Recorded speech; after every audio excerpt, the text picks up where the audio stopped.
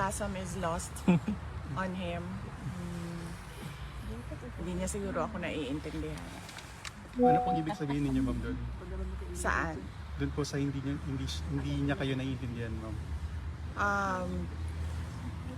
Hindi niya siguro naiintindihan na ang duty and obligation niya ay para sa bayan, hindi para ayusin ang mga problema ng personal na mga problema ng mga pamilya. The sarcasm was lost on him.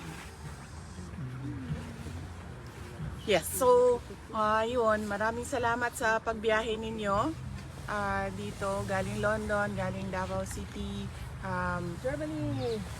Germany. 9 hours drive. 9 hours drive. Yeah. So kung i-drive ang London, gaano katagal? 7 hours po. Mas mabilis pala. Talaga? 7 hours. That's included. Sa English channel. Ferry and the train. Or train. So yes, maraming salamat at alam ko lahat kayo busy, mayroong kailangan gawin pero you allotted time to visit The Hague and visit the ICC Detention Center kahit hindi makita ni Pangulong Duterte Pero kumusta na? yung ninyo, pagbisita ninyo, pumunta pa rin kayo. At pag pumapasok kami doon sa loob, sinasabi namin lagi sa kanya na merong mga kababayan na nasa labas na nagpapakita ng suporta sa kanya. Kumusta na siya? Hindi ko siya nakita. Nakita ko siya noong Tuesday. Hindi ko siya nakita today. Ang schedule ng pagbisita ngayong araw na ito ay kay Hanilet at kay Veronica. Any update with the case, BP? Hindi niyo ba nakausap si Well, I yung think he's lawyer? just only limit with answers, Attorney Kaufman, in terms of Ang sabi po ni Attorney Kaufman, either today raw po or Monday lalabas yung listahan ng defense team. So lalabas daw po 'yon sa court records either today. Pero napag-usapan po ba ninyo to ni Attorney Kaufman? Yes, napag-usapan namin pero sila na lang siguro mag-update sa inyo kung ano yung mga ginagawa ng mga lawyers. So kung sinabi niya na ilalabas nila yung mga pangalan ng mga lawyers at personnel na kasama doon sa team, antayin na lang natin na lumabas yung document. Ma'am, nabanggit niyo rin po last time na sabi niyo po na inaayusin niyo lang po ang system dito sa The Hague. Yung system po yung tungkol po dito sa case ni former President. Opo. And ngayon po ma'am, nalalabas na po either today or Monday yung list ng names ng defense team. Ano pang inaasahating action from your side, ma'am? Kayo po ba iuwi na ng Pilipinas or ano po bang gagawin ninyo ngayon, ma'am? Tapos na yung trabaho ko dito. Yung nakita ninyo kanina, pinasok ko na naka-green na envelope. Yun yung huling-huling document na hinihingi sa akin galing sa ICC Detention Unit. At nabuo na rin namin yung legal team, yung bagong lawyer, yung isa doon kanina ay na-meet na rin ni Pangulong Duterte ngayong araw na ito. Meron na rin kaming sistema sa schedule ng mga lawyers at sistema sa liaisoning kung sino yung mag-uusap about legal matters, kung sino yung mag-uusap about mga pangangailangan ni Pangulong Duterte sa loob.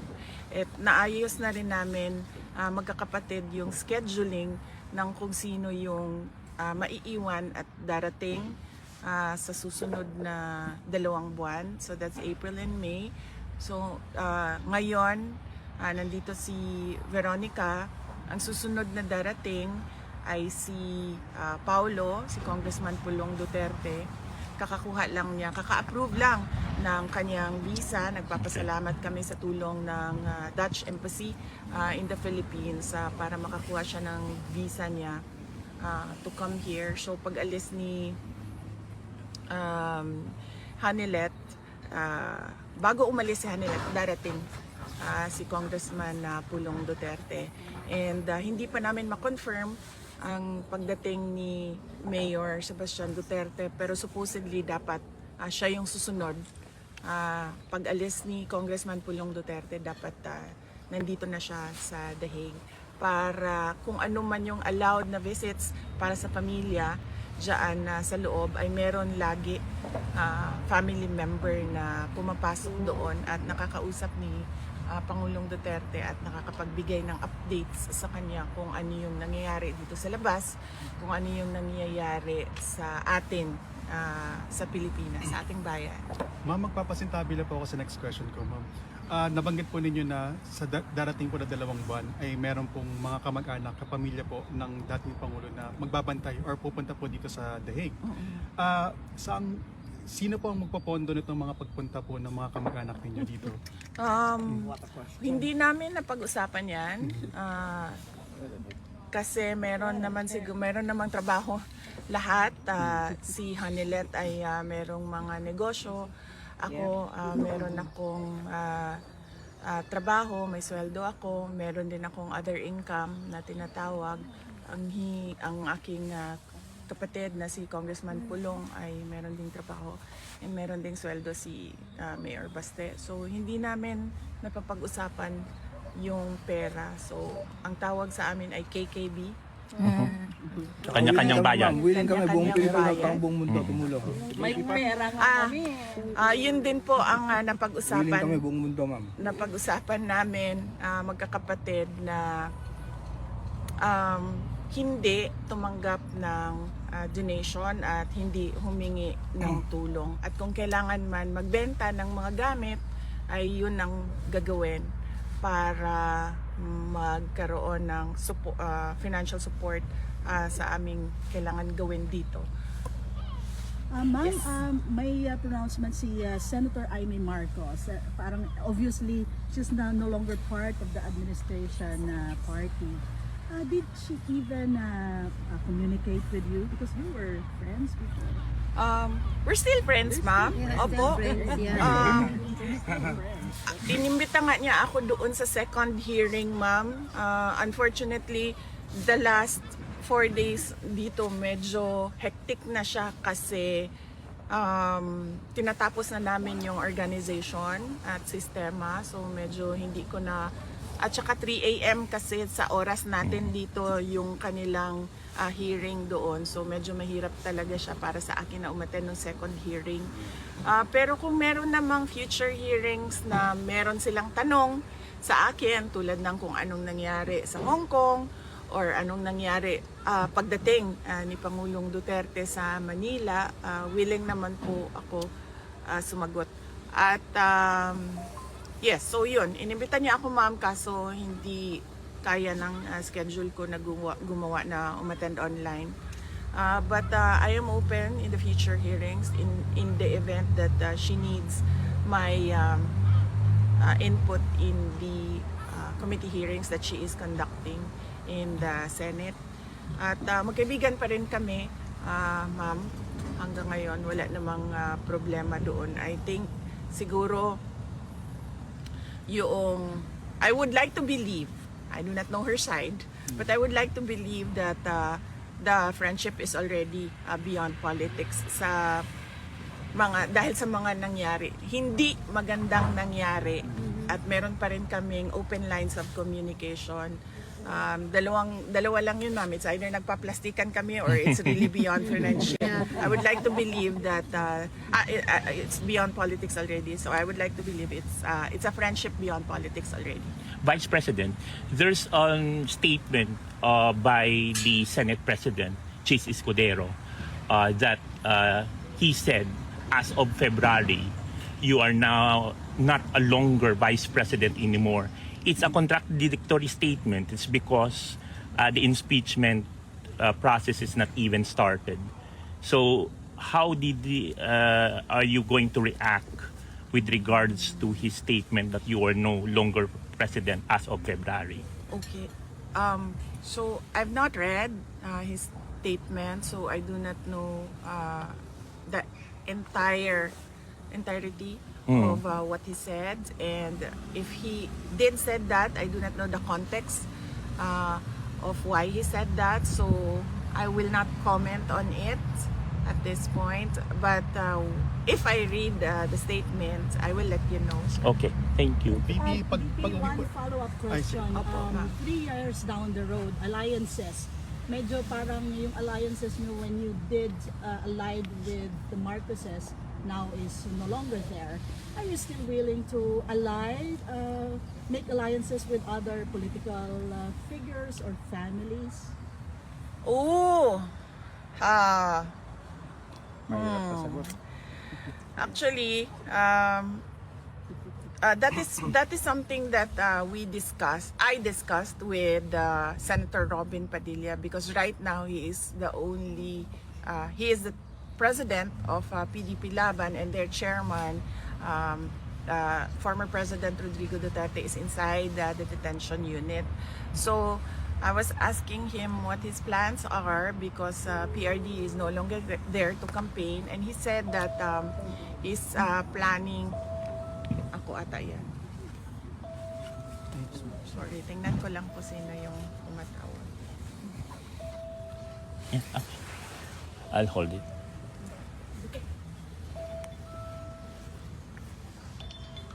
Sandali, excuse me. Yes. Yes, so instead of in-person visit, I was allowed a phone call. So we discussed updates in that phone call. How did the former president react upon hearing the loud shouts of support from the supporters here?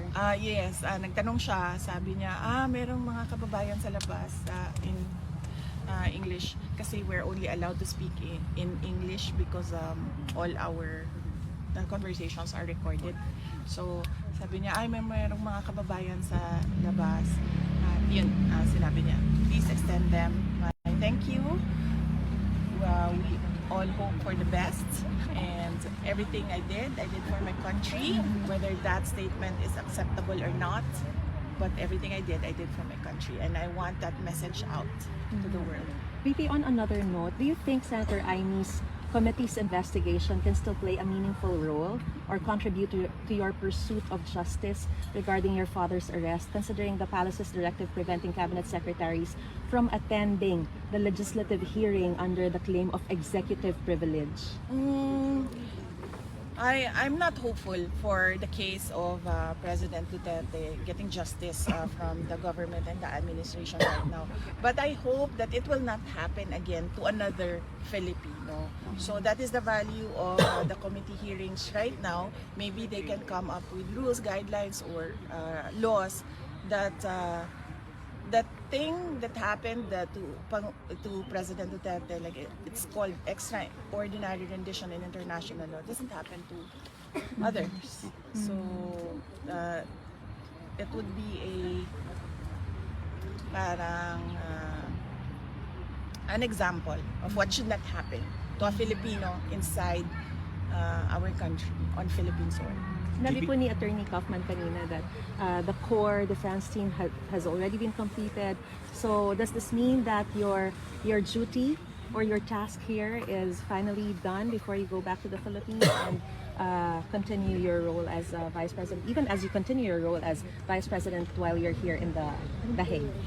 Yes, everything is organized with the lawyers, and there is already a system for the family with regard to the visiting here in the detention unit. So yes, and that the last document that was needed of me, I delivered it this morning to the person inside who asked for it. So yes, my task is done. It's And that, well organized. does that mean that you're ready to go home? Yes, yes. I'm excited to go home. I just booked the travel arrangements to go home. Will you seek legal aid from the ICC? I do not know what the discussions of because there's lawyer-client privilege. No? So I do not know the discussions of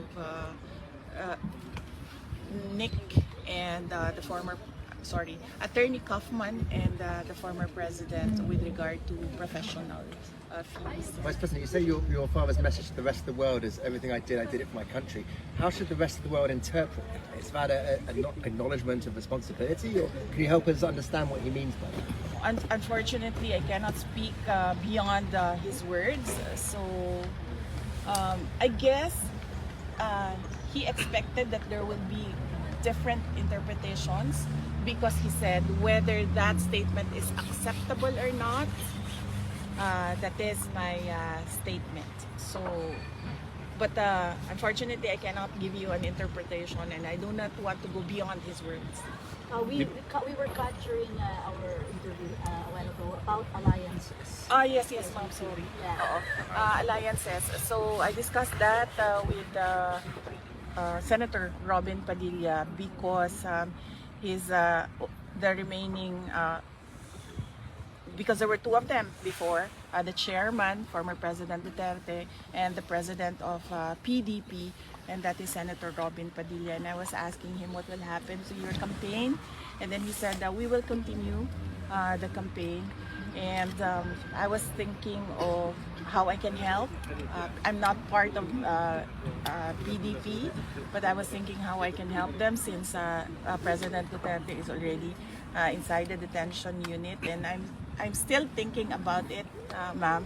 Maybe on my travel back home, I will have time to reflect on what to do next and how to help the country through the campaign and the elections. Clarification lang VP dun sa pag-uwi niyo po sa Pilipinas, yung mga nabanggit niyo po to kanina in terms of gastos. Opo.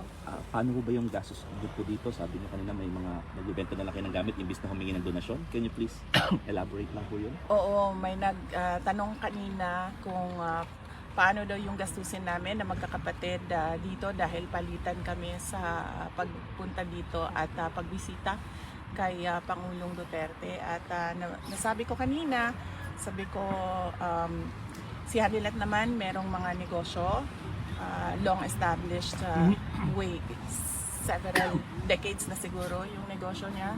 At ako naman may trabaho, may other income din ako. Yung mga kapatid ko may mga trabaho din, may mga sweldo. At I'm sure meron din silang other income. So, ang arrangement namin ay KKB o kanya-kanyang bayad. Hindi namin napapag-usapan. Hindi rin kami naghihingian ng pera.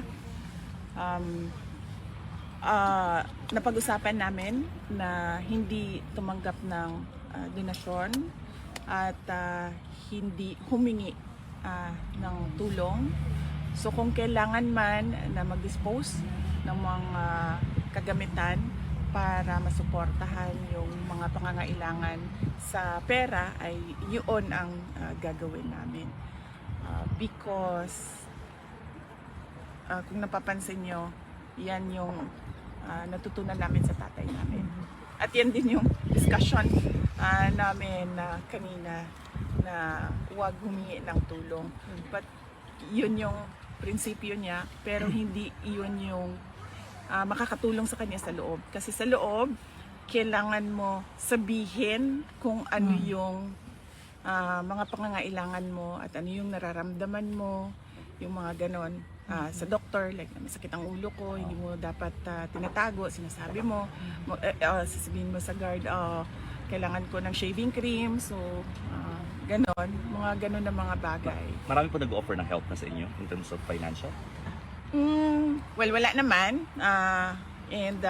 Well, gusto ko lang din malaman ng mga tao na hindi kami tumatanggap ng donasyon, hindi kami humihingi ng pera, at wala po kaming inauthorize na kahit sino man na tumanggap on behalf of the family. Klaro yun sa aming magkakapatid. Yes. I suppose it was quite a long conversation on the phone. Yes. Can you give us a bit more of a flavour? You say that he has that message to deliver. Is there anything else that you can reveal from that conversation? And how did you find his spirits? Well, he's in good spirits, yes, today, and he was referring to the visit of the lawyers this morning as well. There was a new lawyer introduced to him. She recently received her papers to be part of the team. And then, and then we discussed birthdays, because in the family, many family members have birthdays March, April, and May.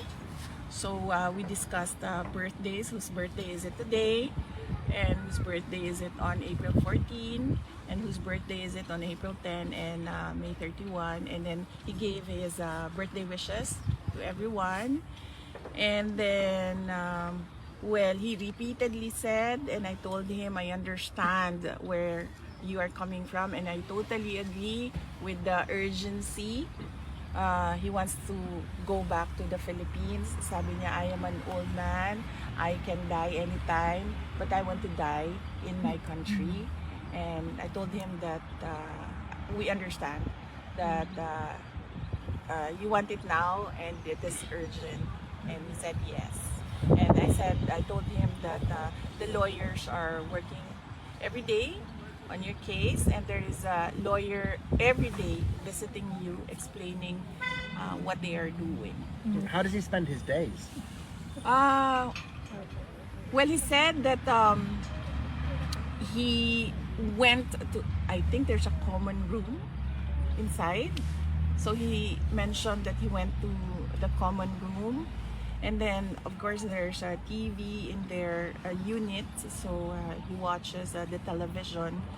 And then I told him, I reminded him to add daily outside walking and prayers to his daily activities.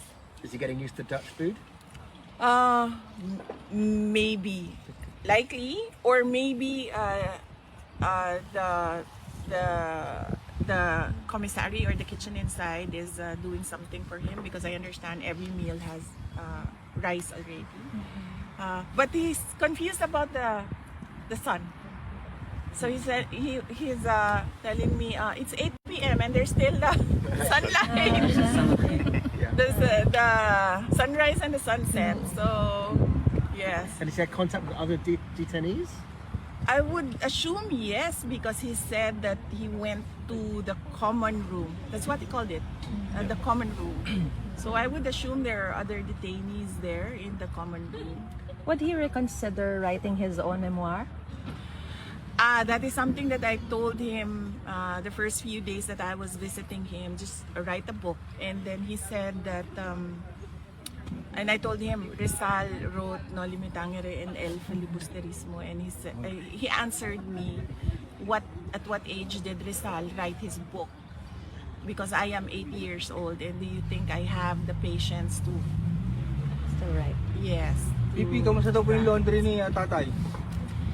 Ginagawan po ng paraan. Meron po kaming hinihingi na request sa loob kung paano mapadali yung sistema ng paglinis ng kanyang mga damit. So sana ay maaprubahan. Pero syempre, susunod pa rin kami kung ano yung desisyon ng detention unit. Sa ngayon, madami naman na siyang damit sa loob. So baka hindi pa naubos yung kanyang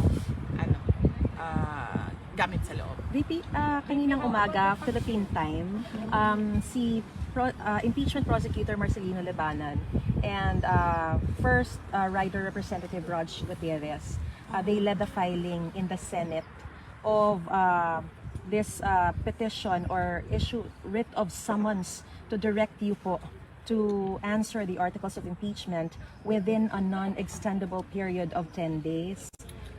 You're going back home. You said that you already have a team ready for it, but let me just ask your reaction on this new petition that has been filed to the Senate with regards to this non-extendable writ of summons to direct you to answer.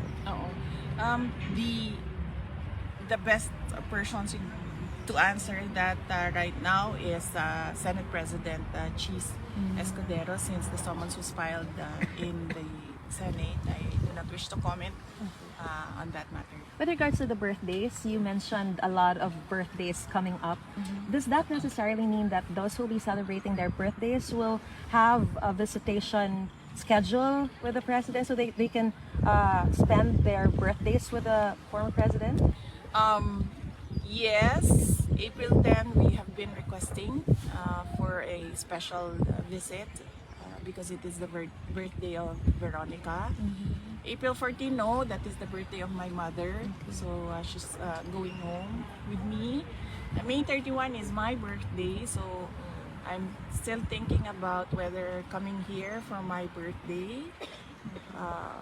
I've not decided on that matter yet. Okay, thank you. ma'am. VP, about the relationship, you said that your relationship with your siblings and your father has never been better. Yes. How about the relationship of your mothers? They don't have a relationship, ma'am. But I think former President Duterte is overjoyed with with what happened to the relationships between my brothers and I and our half sister.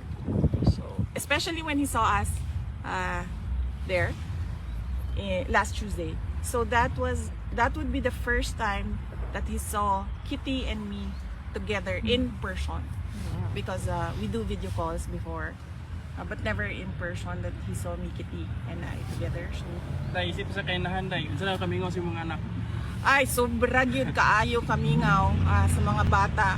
Kada adlaw mi naga-video call, and kada adlaw ko nagasulti sa ako ang kamingaw, sa ako ang pagmahal sa ilaha, o ang ako ang isa ka anak kay motubag pag maingnan ako, I love you, motubag na and doon ay nagsulti sa ako ang ingana gyud daw ang mga teenager na lalaki. Pag ingnan nimo I love you, maingon ra. Maybe just to clarify again, not to presume anything, although di pa naman po kayo nag-file ng interim release for the former president. Pero what you are mentioning na gusto talaga ni former PRRD sa Philippines makabalik. Pero what if hindi siya payagan sa Philippines and other country? Are you considering it? Or meron ba kayo kinoconsider na ibang bansa? Kailangan siguro na yung abogado ang mag-discuss noong interim release, no? So yan yung usapan namin ng lawyer. Siya lang ang pwede mag-discuss kung ano yung pwede sabihin sa public, kasi meron silang lawyer-client confidentiality. So merong mga bagay na hindi pwede sabihin in public, kaya dapat ang lawyer lang din ang magsabi kung anong ginagawa nila as a part of his legal strategy. VP, you've experienced the Dutch bureaucracy and the other good things about the Netherlands, or bad things about the Netherlands. Meron ka bang, are you going to get some takeaways, and which probably might help you also craft policies when you come home? Yes, ma'am. That question was asked last Tuesday, and I discussed one of my takeaways in the Netherlands is the mobility. So here in the Netherlands, you can choose. The person can choose how am I going to go around the Netherlands, or how am I going to go around The Hague.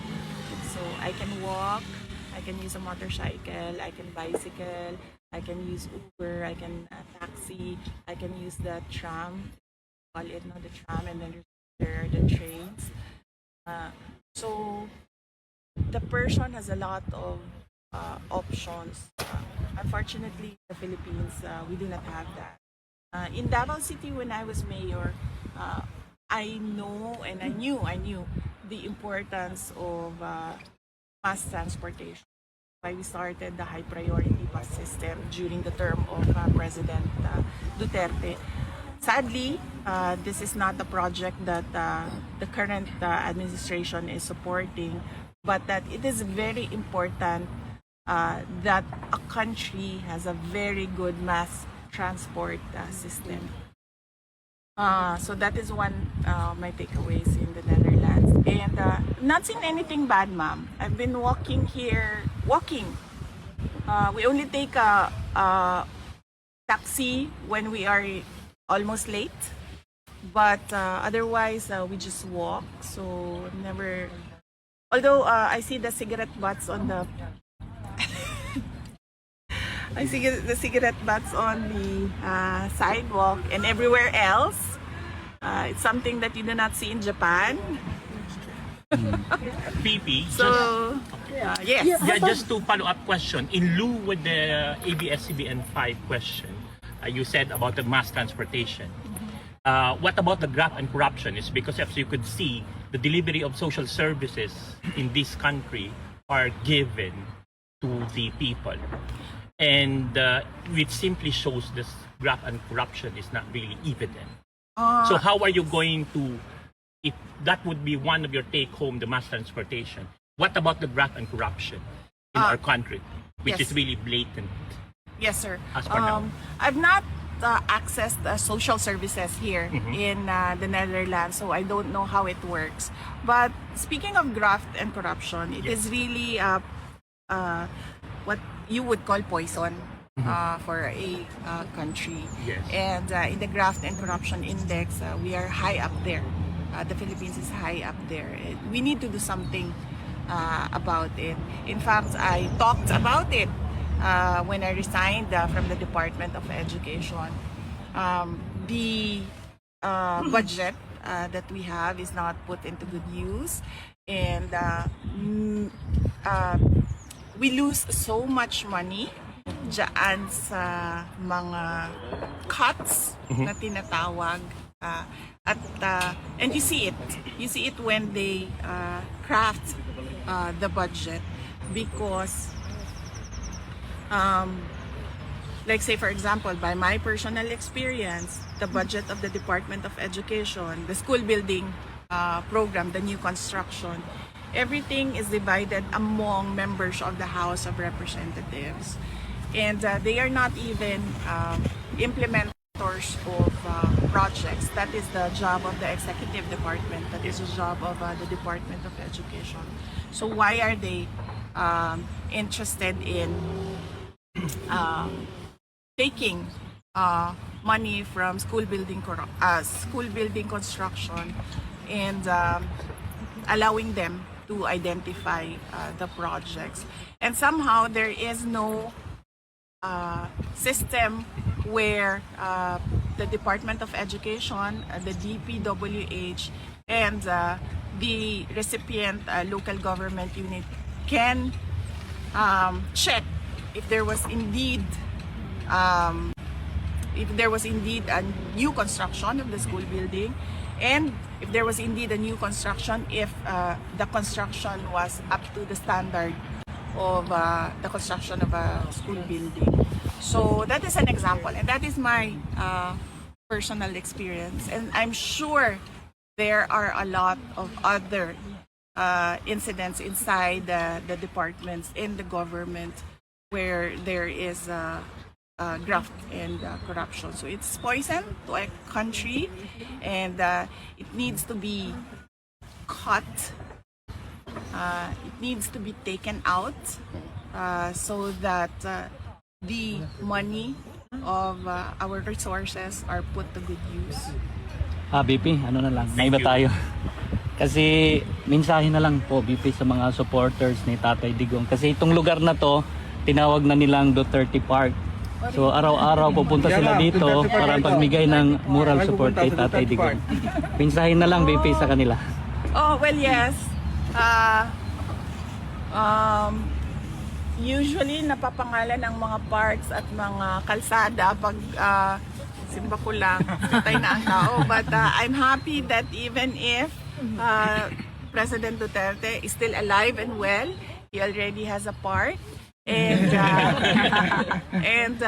it is in The Hague, in the Netherlands. Yeah. So, parang sikat na sikat ka, no? Pilipino ka, pero meron ka ng some sort of pwede ba tawaging pseudo park, kasi hindi naman talaga totoo na Duterte Park, no? Dito sa the Netherlands. Pero sigurado ako, knowing my father, he would want na yung Duterte Park na yan ay nasa loob ng Pilipinas at hindi sa loob ng Wala sa The Hague. Netherlands. VP, you also experience here a sort of equality, like even if you're a politician, you're a rich person, everyone is treated equal. How do you feel about it? You're walking, sa Pilipinas kasi if you're a politician, you have a position, you cannot walk around. You should have bodyguards. Here, even the Prime Minister is fighting. Well, I do not know, ma'am, about the activities of other local politicians here. I've not reached out to any government official here in the Netherlands, so I do not know their activities. But I'm happy that they have that freedom. In the Philippines, I walk. Yes,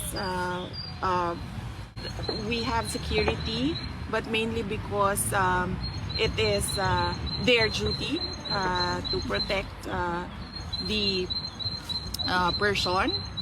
So I'm happy that they have that freedom. I hope we have that freedom as well in the Philippines. I'm not really more concerned about my security, but usually I use the security for the convenience of the public. Kasi pag lumalabas ako, minsan nagkakagulo. So, naiirita yung ibang tao. So, para lang hindi maabala yung ibang tao na ginagamit yung security. Pero I hope we have this freedom as well. Nasubukan ko siya dito, nakapaglakad ako. Sana man lang ay meron din tayong ganyan sa Pilipinas na hindi maabala yung ibang. We understand that you are the next of kin since the former president is no longer married. But will there be anyone who will be given the right to conjugal visit, which according to the law of the ICC would be given more time as compared to the other visits? For my peace and security, I will not answer that question, ma'am. If you have the opportunity to ask that of the former president, you can ask him who he wants to have. Sorry, let's go na. Bye-bye. Thank you so much. Thank you, VP. Thank you, sir. Sa Sunday ba? Oo. For PDP, no? For PDP. Opo. Mensahe lang sa mga supporters doon dito, no? Opo. KOJC o mga supporters ng PRRD para sa PDP. Okay, sige. Maraming salamat sa Kingdom of Jesus Christ members at maraming salamat sa supporters ng PDP Party sa suporta ninyo sa mga senators ng PDP. Unang-una na si Senator Bato de la Rosa, si Senator Bongo, si Senator Attorney J.V. Himlo, si Senator Attorney Raul Lambino, Senator Attorney Jimmy Bondok at si Senator Philip Salvador. At huwag po natin kalimutan na meron pong mga guest candidates ang PDP. Ito po yun ay si Senator Attorney Vic Rodriguez, Senator Attorney Rodante Marcoleta, si Senator Dr. Richard Mata, and si Pastor Apollo Kibuloy. Senator Pastor Apollo Kibuloy. Na napakalaki ang ating pagpapasalamat, no, dahil sa tulong ng SMNI at ng KOJC na mapaabot ang mga balita sa ating mga kababayan sa buong mundo.